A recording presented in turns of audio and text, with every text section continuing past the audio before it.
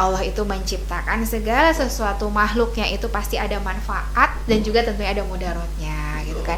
Kalau misalkan kita lihat memang ular itu berbisa, memang ular itu berbahaya, tapi kalau kita tarik lagi ternyata kegunaannya itu yaitu untuk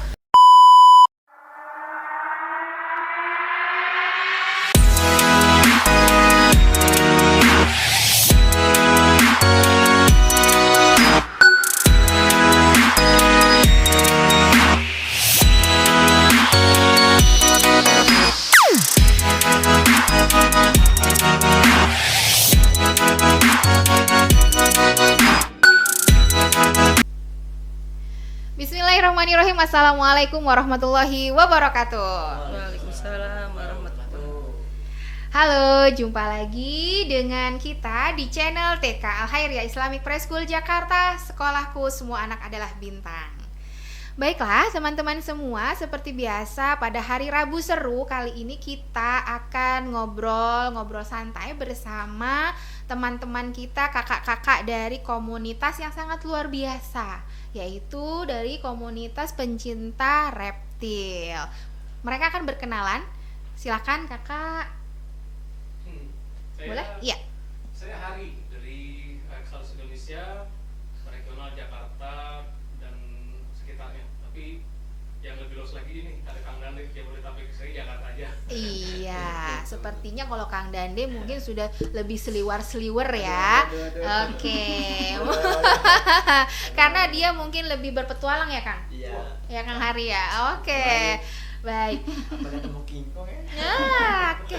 Baiklah, pada episode sebelumnya kita sudah membahas tentang sejauh apa edukasi yang harus disampaikan kepada anak-anak kecil tentang binatang-binatang reptil, berikut bahaya dan cara penanganannya jika mereka menggigit atau melukai kita. Nah, kali ini kita akan membahas tentang bagaimana jika ada orang yang trauma atau mempunyai fobia terhadap binatang-binatang reptil, terutama seperti ular dan binatang melata lainnya. Kebetulan sudah hadir talernya bersama kita yaitu Ibu Kartika. Nah, silakan Bu Kartika. Mungkin bisa diceritakan seperti apa awal mula Bu Kartika kenapa sangat fobia sekali terhadap ular. Silakan Bu Kartika. Masya Allah, kalau sama binatang ciptaan Allah yang satu itu benar-benar susah untuk dihilangkan. Rasa takut itu lumayan lama, udah bertahun-tahun. Dulu awalnya nggak setakut seperti ini karena pernah suatu saat itu tanpa sengaja lihat dan hampir memegang ular secara langsung. Nah, dari itu saya tuh benar-benar yang luar biasa takutnya. Mungkin orang melihat akan kok lebay, kok apa, tapi memang masya Allah udah seperti itulah takutnya di luar nalar. Jadi behind the scene-nya tadi kisah cepatnya itu seperti ini teman-teman. Jadi kita mendatangkan komunitas reptil ke sekolah. Ternyata Bu Kartika sangat kaget dan dengan rasa ketakutan yang sangat luar biasa yang menurut kita itu udah pingsan mungkin ya gitu kan. Nah, mungkin untuk penanganan hal-hal yang seperti ini pastinya para pencinta reptil itu sudah biasa melihat atau bahkan menanganinya. Mungkin Kak Hari akan menjelaskan seperti apa penanganan jika ada teman-teman kita yang sangat fobia atau takut terhadap binatang reptil. Silakan Kak Hari. Assalamualaikum warahmatullahi wabarakatuh. Waalaikumsalam. Alhamdulillah ya, kita bisa ketemu di acara podcast ini dan ini suatu kehormatan juga buat saya ada di sini di antara orang-orang pendidik yang hebat ini. Saya melihat seorang pendidik itu ada yang mendidik mahasiswa itu mah hebat juga, tapi bisa mendidik anak kecil supaya dia menjadi mahasiswa itu yang lebih hebat lagi menurut saya. Masya Allah. Baik. Silakan Kak Hari. Tadi saya juga sempat ngobrol sama Bu Kartika gitu kan, kenapa bisa sampai takut gitu. Ternyata Bu Kartika kalau menurut saya sih itu belum sampai ke fobia tingkatnya. Oh gitu. Karena fobia itu artinya takut karena pernah experiencing, mengalami hal yang buruk dari penyebabnya itu. Fobia terhadap ular biasanya pencetusnya adalah punya pengalaman dulu terhadap dari ular itu, entah dipatok, entah dikejar atau dia. Tapi kalau Bu Kartika itu dia belum sampai situ, tapi dia imajinasinya yang membuat dia takut tinggi. Jadi ternyata di luar itu, ini kita kesampingkan ular dulu ya, ternyata Bu Kartika juga melihat ada pola di sebuah batu karang, bolong-bolong banyak, polanya itu mendekati teratur. Nah justru malah dia jijik dan itu kepikiran kok ada yang seperti itu sih gitu. Yeah. Nah itu artinya Bu Kartika nggak usah khawatir karena itu akan menghilang, pasti akan menghilang itu, tapi memang membutuhkan momen atau membutuhkan sesuatu yang tingkatannya itu akan bisa hilang sendiri gitu. Nah kenapa saya bisa ngomong gitu? Karena ya itu juga terjadi pada saya. Saya juga melihat sesuatu yang, kalau saya ya, saya kan dari jurusan perikanan, biologi perikanan ya gitu. Gitu. Nah kalau kita menyayat ikan disayat, itu dagingnya tuh akan ada darah yang berbentuk rapi. Itu saya ngeliatnya jijiknya minta ampun gitu. Ih, kayak kepikiran, aduh kok ada yang kayak gini sih gitu, menjijikkan gitu kan. Gitu.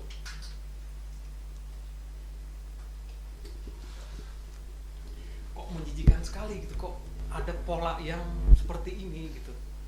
Dan ternyata besoknya saya ngeliat ada orang pakai batik polanya seperti itu juga. Saya ngeliatnya, Jadi terbawa ya. Oke.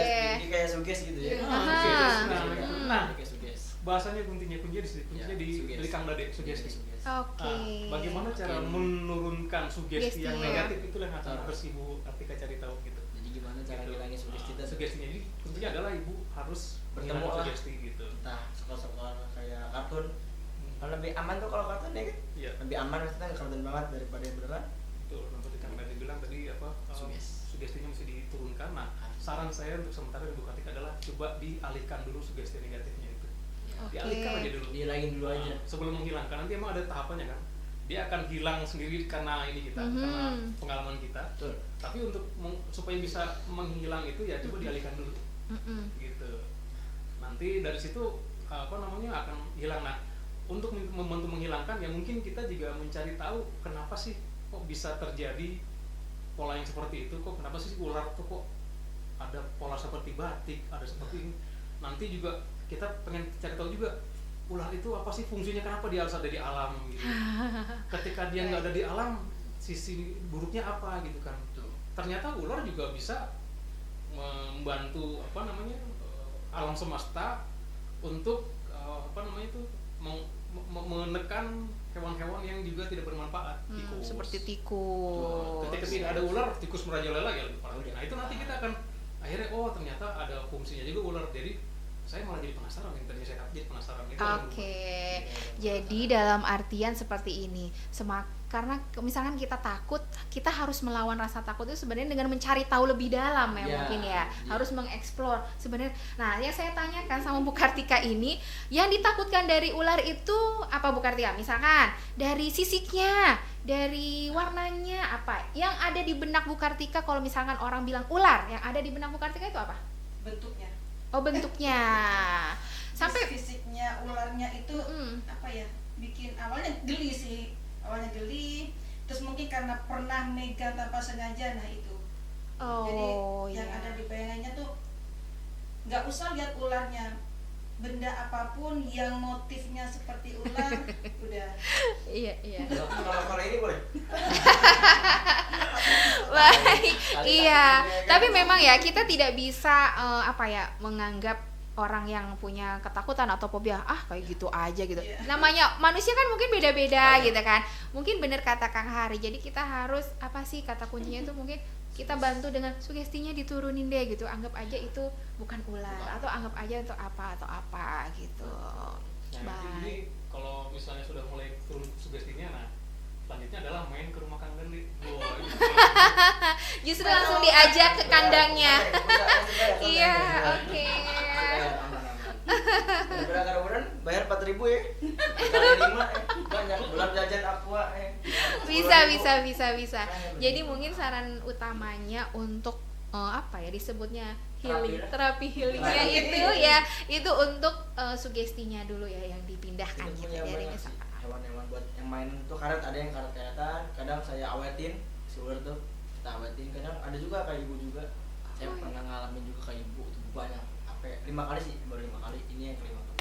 Oh, Itu sama gitu. dari orang tua, bapak-bapak, ibu-ibu, kakak-kakak yang saya pernah ngalamin. Iya. Itu sangat-sangat wow. Bahkan sampai saya dibawain golok. Bayangin, saya edukasi yang diem, aduh ya Allah, udah kayak dibegal ya. Baik, iya, mungkin itu ada kaitannya ya Kang Hari.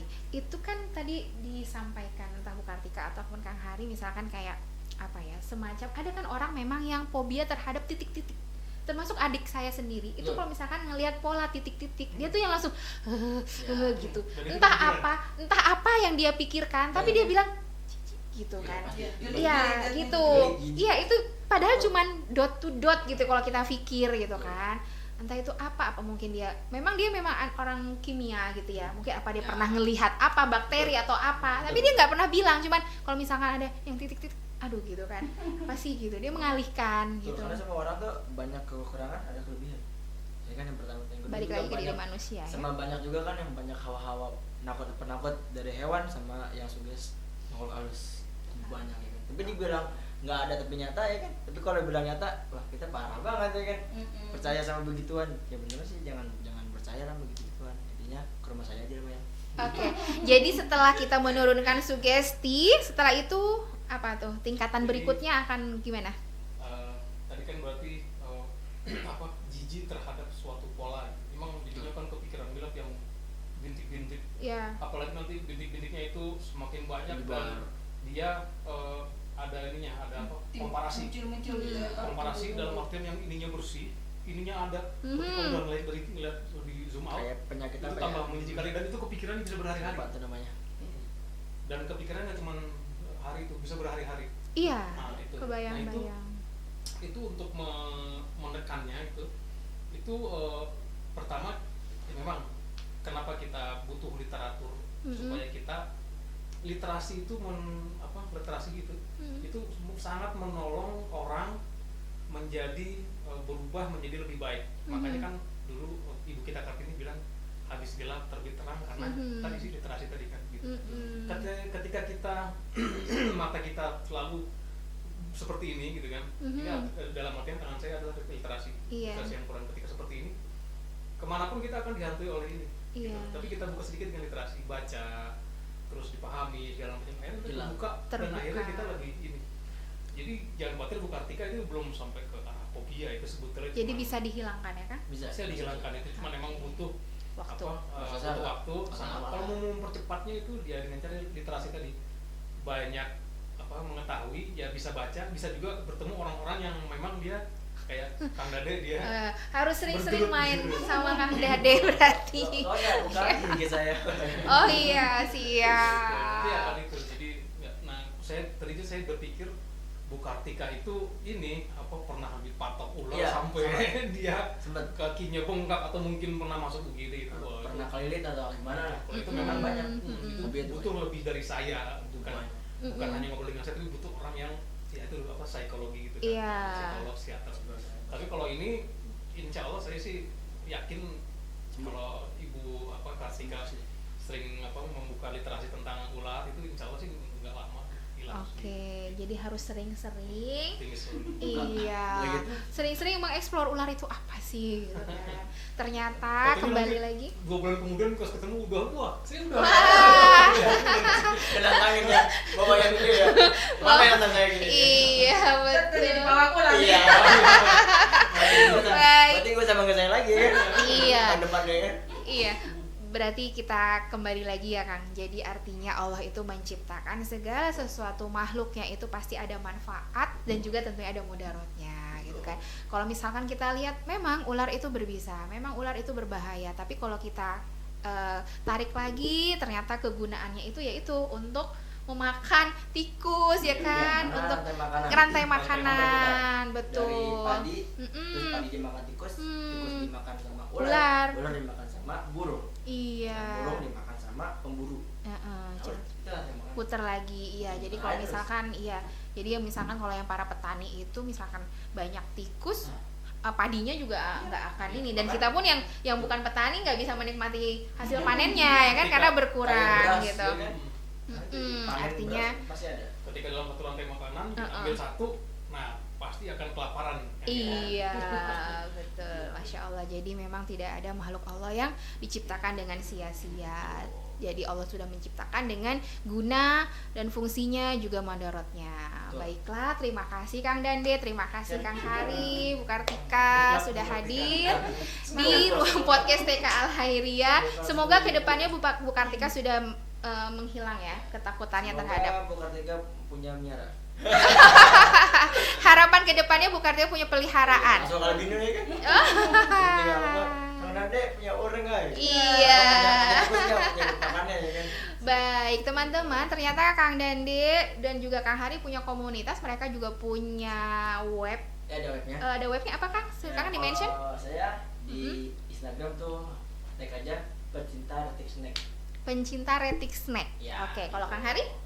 Website sih dulu pernah bikin, tapi sekarang websitenya lagi Kalah follower.